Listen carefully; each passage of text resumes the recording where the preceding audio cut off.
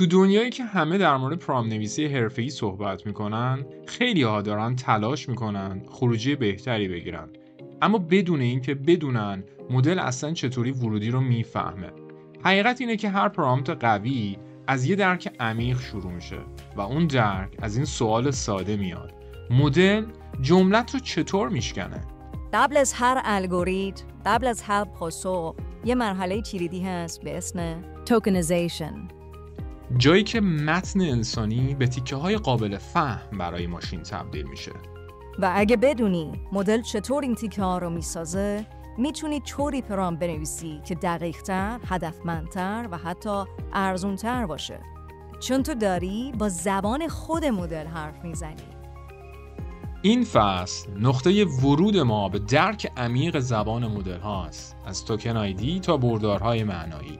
میخوایم بفهمیم چطور مدل ها واقعاً فکر میکنن و این یعنی قدم گذاشتن به دنیای واقعی مهندسی پرامپت نویسی.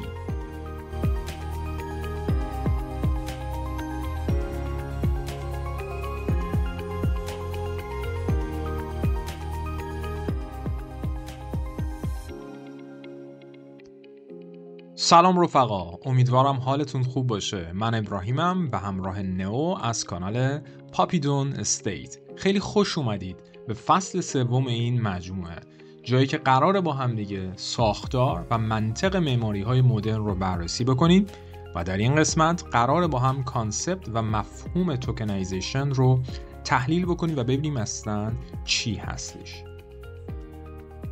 نئو، داشتم با خودم فکر میکردم حالا که اون مفاهیم پایه‌ای هوش مصنوعی مثل ورودی، الگوریتم، مدل و خروجی رو شناختیم، یه سوال مهم توی ذهنم شکل گرفت. وقتی یه مدل زبانی مثل چت جی پی تی یا برد میخواد یه جمله رو بفهمه، دقیقاً از کجا شروع میکنه؟ اولین گام چیه؟ چی میفهمه از جمله؟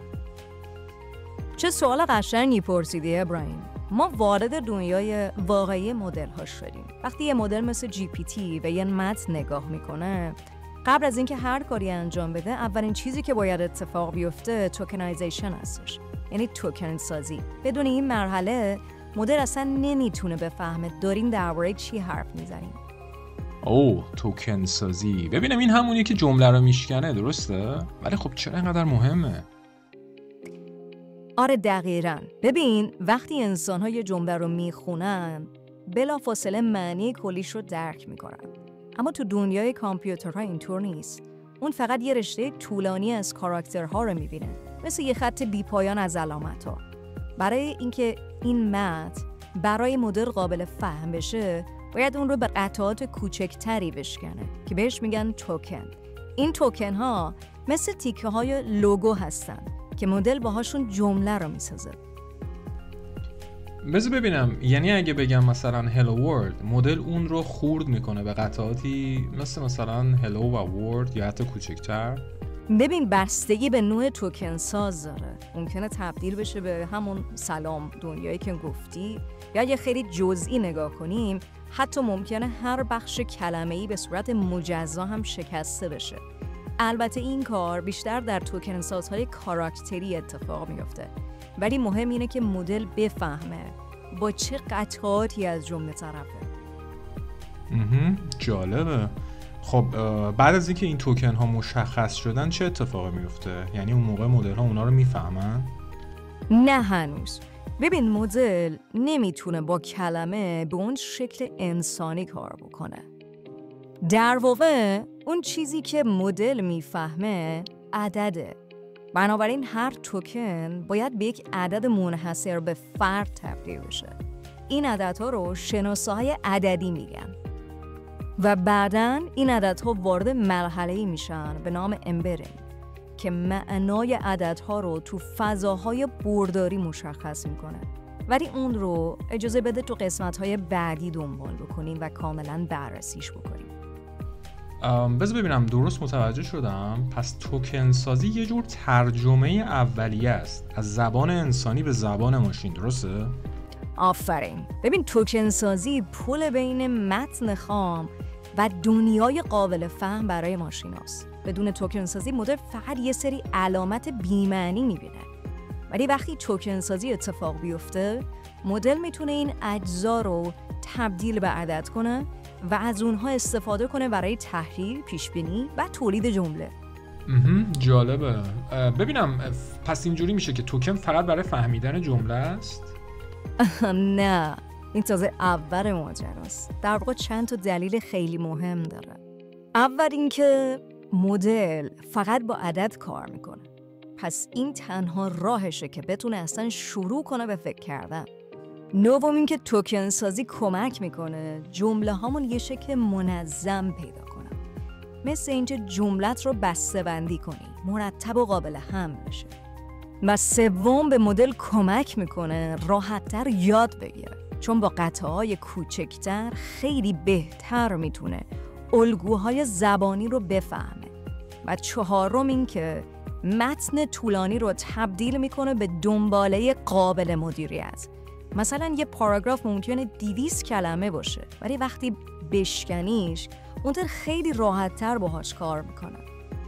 چقدر واقعا خفن و جالب و جذابه و تازه الان دارم درک بهتری میکنم. این که میگن پرامپت حرفه‌ای‌تر لازمش درک اینه که اصلا بفهمی پشت قضیه داره چه اتفاقاتی میفته. اینطوری میتونی بهتر و عمیق‌تر و حرفه‌ای‌تر باهاش کار بکنی.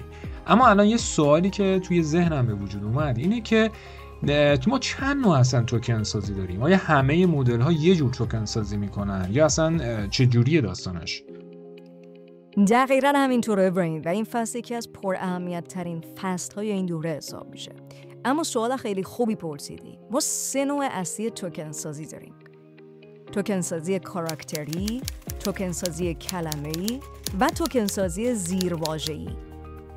در توکن سازی کاراکتری یا کاراکتر لول، در این روش هر حرف یه توکنه. مثلا کلمه هلو که خب این رو هر حرفش رو تفکیک میکنه. این روش ساده است و هیچ کلمه‌ای از دست نمیره، ولی توالی خیلی بلندی ایجاد میکنه که باعث میشه مدل سخت‌تر یاد بگیره.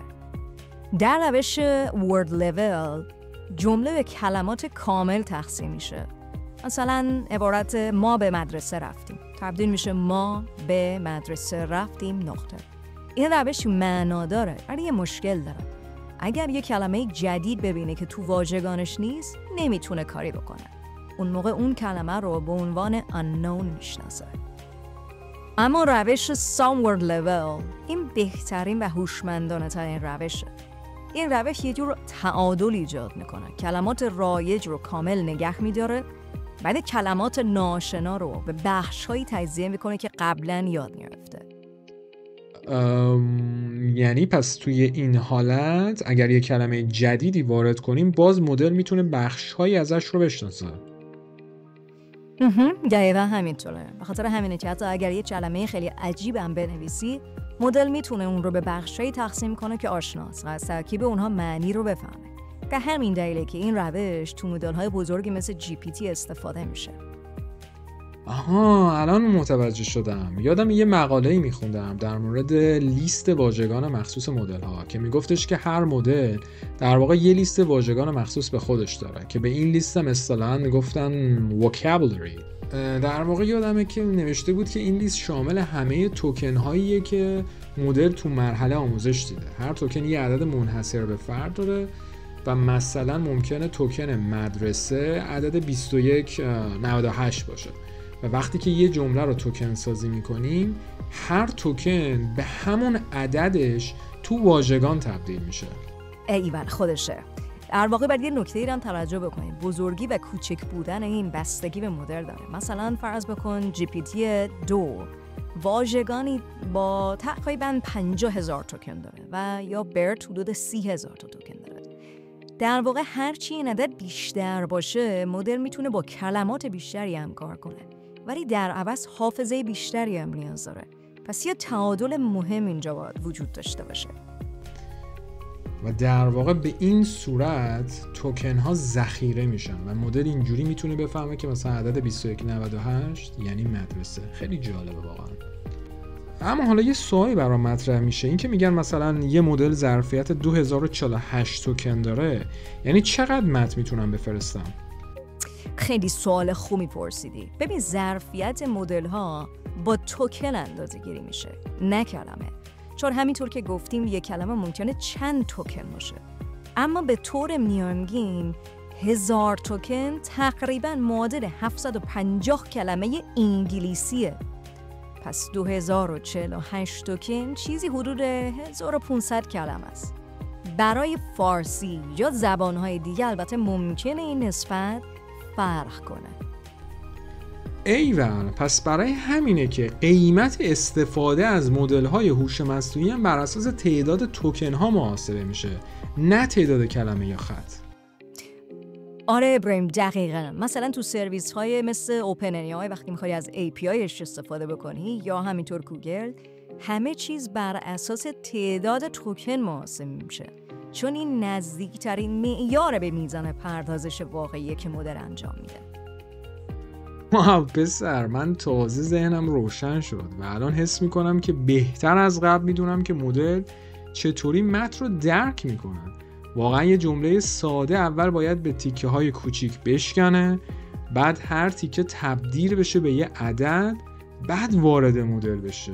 واو، خیلی فوق‌العاده است. دقیقاً همینطوره.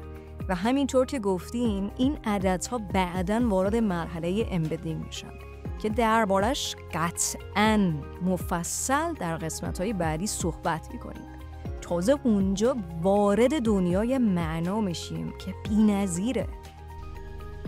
مرسی نو، واقعا عالی بود و دمت گرم برای اینکه تونستی این اطلاعات رو خیلی ساده و شیرین و جذاب در اختیار ما قرار بدی، این که پشت قضیه چه اتفاقاتی داره برای مدل ها میفته و اصلا چطوری دارن کار میکنن. این تازه ذهن ما رو روشن میکنه که اصلا درک بهتر و کاربردی‌تری داشته باشیم از مهندسی پرامپت نویسی، نه اینکه فقط یک سری ساختار و یک سری چیزهایی رو فقط صرفاً غیر اصولی درک کرده باشیم. ولی وقتی که تو پشت قضیه رو میفهمی تازه درک میکنی که واو، اصلا پرامپت نویسی یعنی چی و چه جوری باید ساختارت رو درک بکنی و چطور مثل مدل ها فکر بکنی. این فوق‌العاده جذابه و من به شدت منتظر ادامه این فصل هستم.